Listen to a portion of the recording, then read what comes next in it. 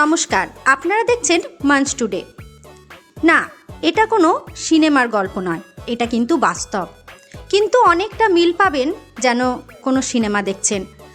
আমরা আগেকার পুরনো দিনে অনেক সময় দেখতাম বাংলা মুভিতে বা হিন্দি মুভিতে যে একটা বাচ্চা খুবই কষ্ট করে কোথাও খেতে কাজ করে বা কারুর জুতো পলিশ করে কিছু কিছু টাকা সঞ্চয় করে নিজের পড়াশোনা কমপ্লিট করেছে এবং আজকে একটা বড় মানুষ হয়ে দাঁড়িয়েছে। আর সেই লাঞ্ছনা গঞ্জনা তার চোখে জল এনে দিয়েছে। তাকে প্রশ্ন করেছে মনে মনে, মা আমাকে কেন জন্ম দিলে? কিন্তু সেই মাই তাকে বুঝিয়ে দিয়েছে যে তুমি বাংলার গর্ব হতে চলেছ, সেই জন্যই আমি তোমাকে জন্ম দিয়েছি। তো আজকে আমরা এমন একজন মানুষের সঙ্গে কথা বলছি যার জীবনযাত্রা সত্যিই যেন একটা গল্পের মতন, কোনো সিনেমা বা হিন্দি সিনেমা বা বাংলা সিনেমা থেকে কম যায় না। আসুন আমরা সকলে ওনাকে স্বাগত জানাই, শ্রী নন্দলাল বাউরি মহাশয়। আমি সবাইকার সঙ্গে ওনার পরিচয় করিয়ে দিই যে উনি ওনার সাহিত্য নিয়ে যে উনি লেখনী লিখেছেন তার জন্য উনি 2026 সালে মানে এই বছরই 21শে ফেব্রুয়ারি যখন আমাদের ভাষা দিবস, বাংলা ভাষা দিবস আমাদের উদযাপিত হয়, সেই সময় উনি বঙ্গভূষণ উপাধিতে ভূষিত হয়েছেন, যেটা সত্যিই বাংলার গর্ব। এবং মমতা বন্দ্যোপাধ্যায়ের হাত থেকে, মাননীয়া মমতা বন্দ্যোপাধ্যায়ের হাত থেকে উনি সেই সম্মান গ্রহণ করেছেন। তো আমরা আজকে ইন্টারভিউ ওনাকে পেয়েছি, আর সেই জন্য আমরা খুব থ্যাঙ্কফুল দাদার কাছে যে আমাদেরকে একটু সময় দেওয়ার জন্য। আমি প্রথমেই কোশ্চেন আনসার রাউন্ডে চলে যাব।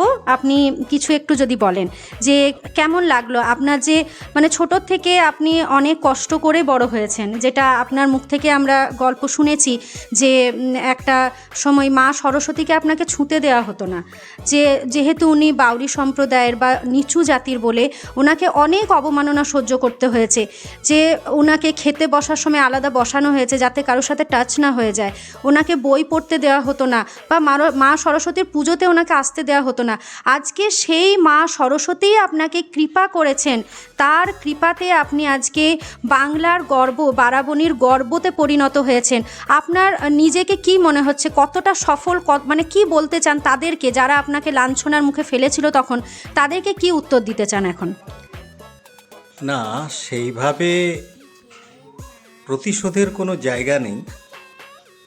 যখন আঘাত পেয়েছি ভীষণভাবে যন্ত্রণাবিদ্ধ হয়েছি, কষ্ট হয়েছে, কিন্তু মনে মনে শুধু একটি কথাই বলেছি বা বলার চেষ্টা করেছি, বা নিজেকে সেইভাবে প্রস্তুত করেছি যে আমার কাজ আগামী দিনে এমন একটা জায়গায় আমি নিয়ে যেতে চাই যেখানে যারা আমাকে আজকে এইভাবে লাঞ্ছিত করছে, অপমানিত করছে, তারাই হয়তো একদিন নিজে নিজে লজ্জিত হবে, নিজে নিজে কুণ্ঠিত হবে এবং নিজেরাই আফসোস করবে যে আমরা এই ছেলেটিকে একসময় অপমানিত করে, লাঞ্ছিত করে ভালো কাজ করিনি।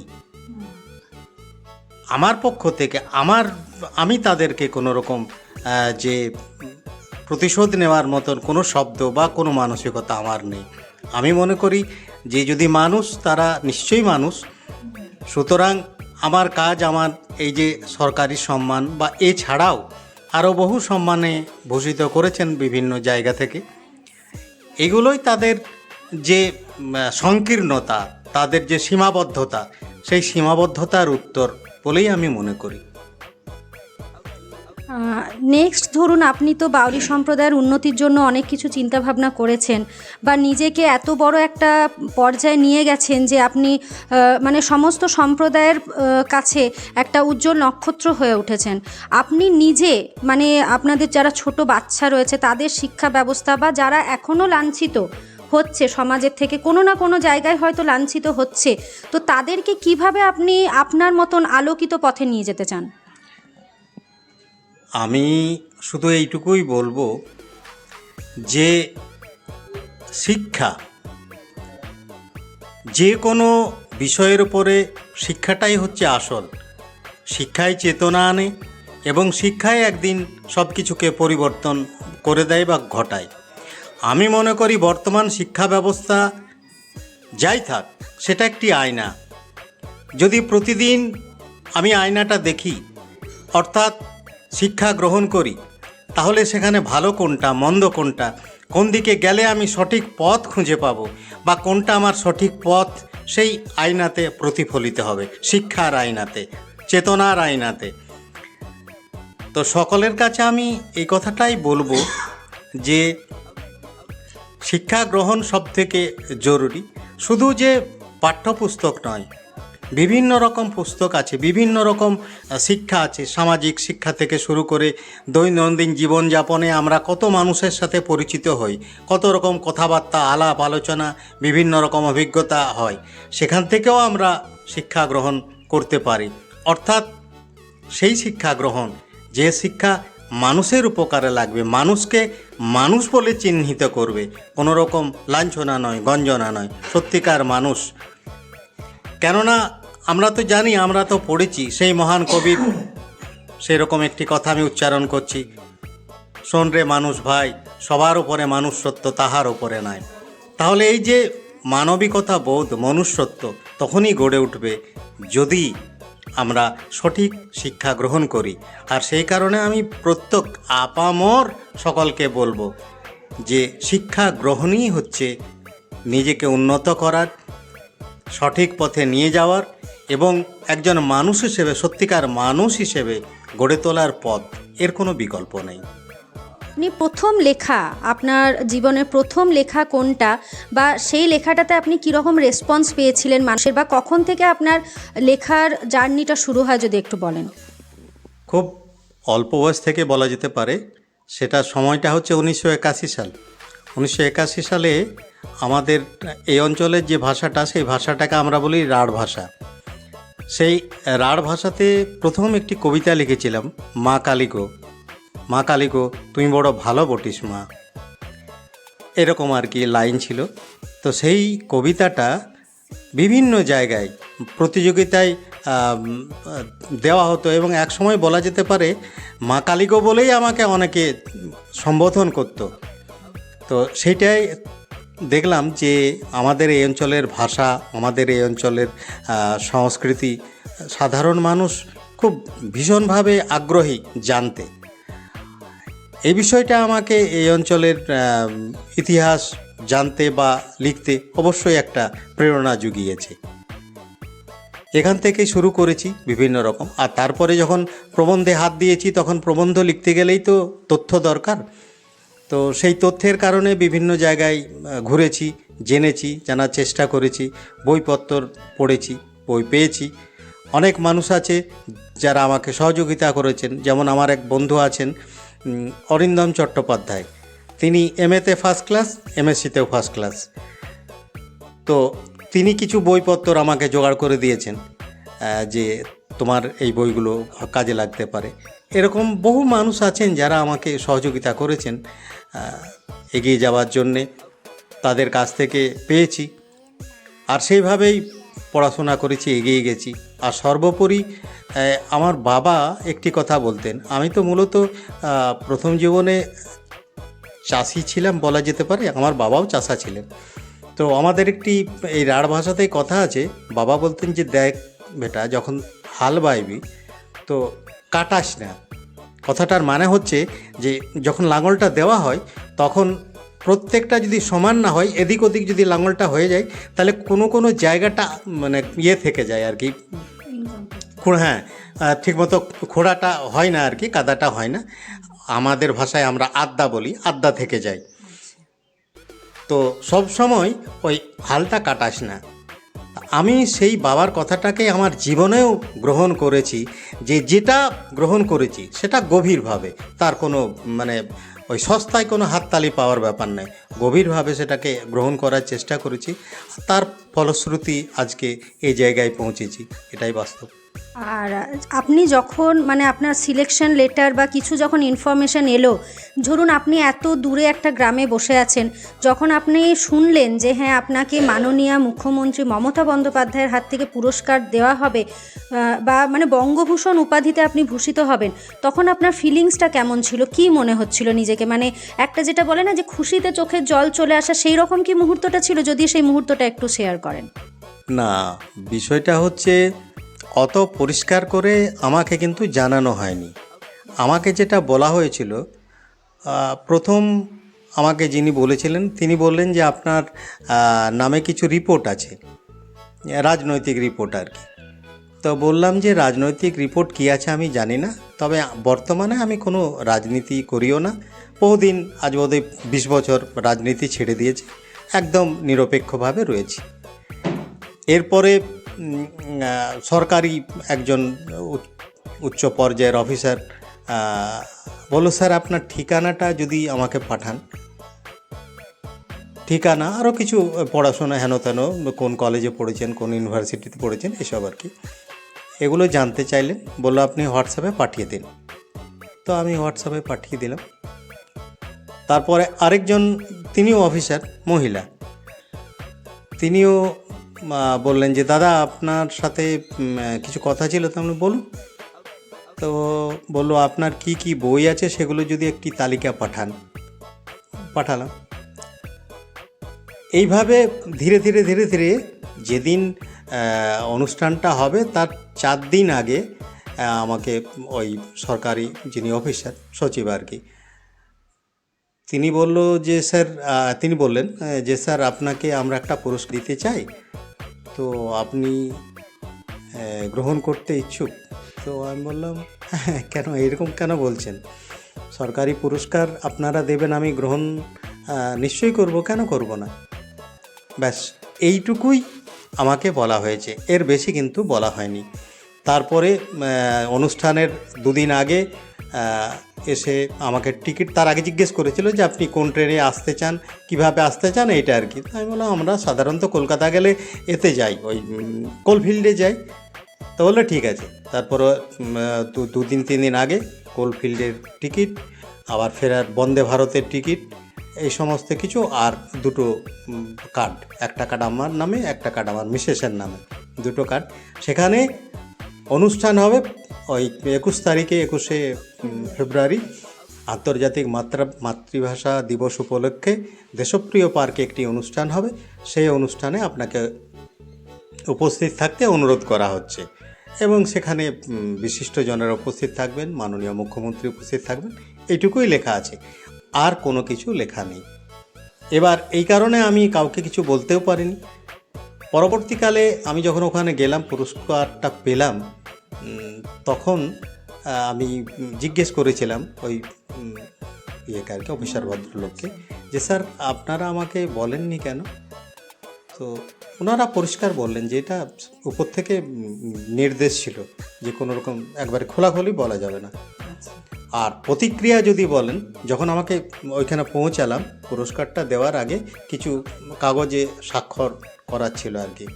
তো সেই স্বাক্ষরটা যখন করছি, তখন আমি ওই কাগজপত্র দেখে বলা যেতে পারে যে এই নামটা আমি এইভাবে, মানে এমনি থরথর করে কাঁপছে আর কি, মানে এত এমন হয়ে গেছি। খুশিতে, অবশ্যই খুশি, অবশ্যই খুশি। কারণ বিষয়টা হলো যে এত বড় একটা পুরস্কার, আর এতগুলো পুরস্কার মূল্য হিসেবে এতগুলো টাকা, মানে সত্যি আমি কল্পনাতে কোনো দিন আমি ছিল না। যেদিন আমি লিখতে শুরু করেছিলাম, সেদিন আমি কল্পনা করিনি যে এই পুরস্কারটা আমি পাবো, এত তার অর্থমূল্য, এত তার ইয়ে। তো সেইটা নিয়ে আপনি যেটা বলতে চাইলেন আর কি, যে চোখের জলেই বটে, চোখের জলেই সেটা। আপনাদের এই বয়সী একটি আর কি বোন এসে আমাকে বললো, স্যার আপনি, আপনার কোনো অসুবিধা হচ্ছে? বলো না না, অসুবিধা হয়নি, আমি 1 সেকেন্ড সময় নিচ্ছি, তারপরে সইটি করে দিলাম আর কি। তো বাস্তবিকই আপনি যেটা বলতে চাইছেন সেটাই, প্রতিক্রিয়া সেই রকমই, যে আমি ভাবতে পারিনি, আমার কল্পনার বাইরে। আর সব থেকে যেটা বড় কথা, সেটা হচ্ছে যখন মুখ্যমন্ত্রী আমাকে পুরস্কার দিলেন, ওই মেমেন্টোটা হাতে দিলেন, বা অন্যান্য যে সমস্ত জিনিস যেগুলো দিয়েছেন সেগুলো দিলেন, আর মানে একেবারে গায়ে হাত দিয়ে কথা বললেন যে নন্দবাবু গভীরভাবে কাজটা করুন।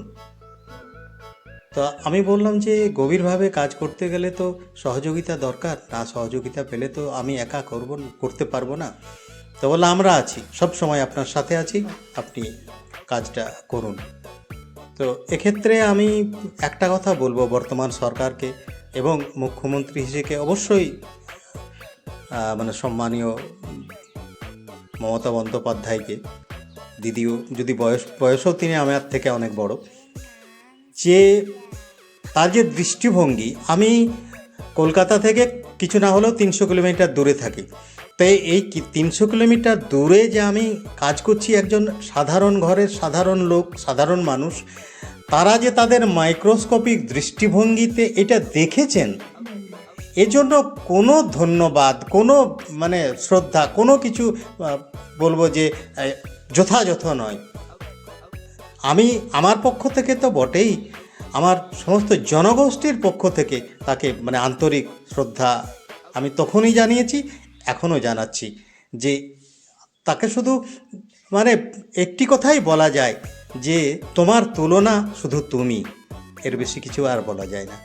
খুবই সুন্দর, মানে উনি একজন লেখক, গবেষক, ওনার কথার ভঙ্গিমাতেই আমরা প্রকাশ পাচ্ছি। বেশি সময় ওনার নেব না, আমরা শেষের দিকে চলে এসেছি, আমাদের সঙ্গে থাকবেন।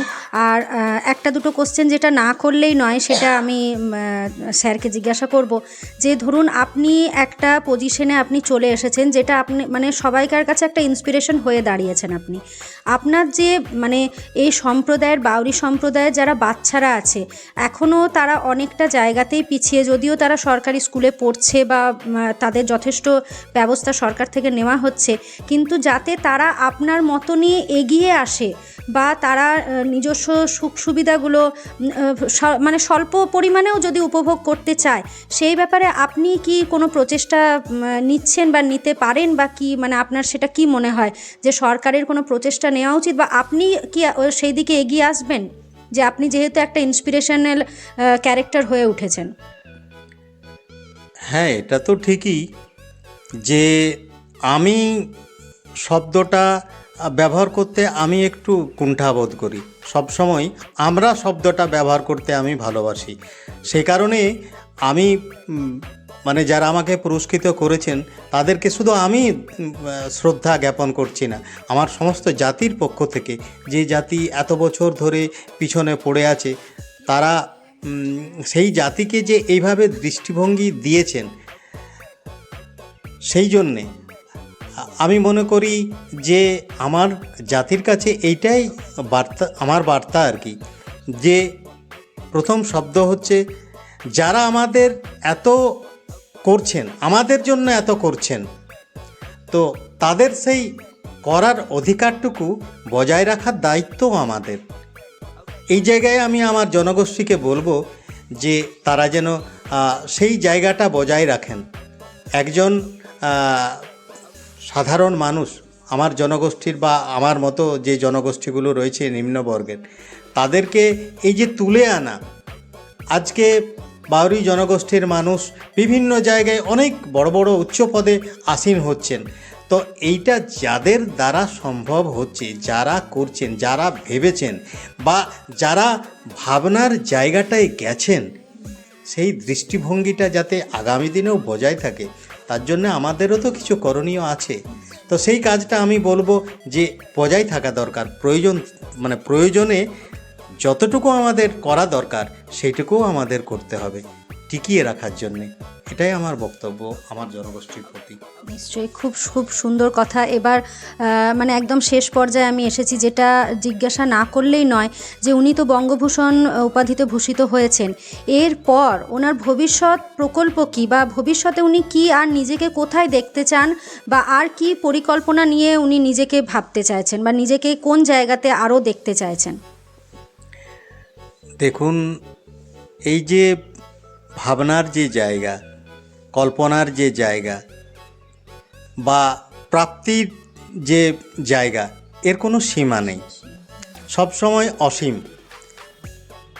তো আমি শুধু এইটুকুই প্রার্থনা করব যে সকলে যেন আমাকে এইটুকুই ভাবেন, এইটুকুই মনে করেন, বা এইটুকুর মধ্যেই সীমাবদ্ধ রাখার চেষ্টা করেন যে আমিও একজন মানুষের মতো মানুষ। এইটা যেন সকলে আমাকে বলেন, আমি এইটুকু চাইব। কি পেলাম কি না পেলাম সেটা যেমন একটা দিক, সেটা অবশ্য রাখে সেটাও একটা বিষয়, সেটারও মর্যাদা রয়েছে। কিন্তু আমি বলবো সবথেকে বড় জিনিস যে অন্য মানুষের, শুধু আমার জনগোষ্ঠীর নয়, যে কোনো আর্ত মানুষের, সে যে কোনো জাতি হতে পারে, যে কোনো মানুষ আর কি, মানবিকতা, সেই জায়গাটা যেন আমার বর্তমান থাকে। আমি যেন সকলকেই সেই জায়গাটা, অর্থাৎ সমান, সকলেই যে সমান, মনুষ্যত্ব বোধ যেটাকে বলা হয়, সেই মনুষ্যত্ব বোধ বজায় রেখে আমি যেন সকলের সাথে, সকলকে নিয়ে এগিয়ে যেতে পারি। আর ধন্যবাদ দাদাকে, অনেক অনেক ধন্যবাদ তার অমূল্য সময় আমাদেরকে দেওয়ার জন্য। আর সবাইকে বলবো ভিডিওটা দেখুন, আর ভালো লাগলে নিশ্চয়ই শেয়ার করুন, কারণ সত্যি কথাই উনি বাংলার গর্ব।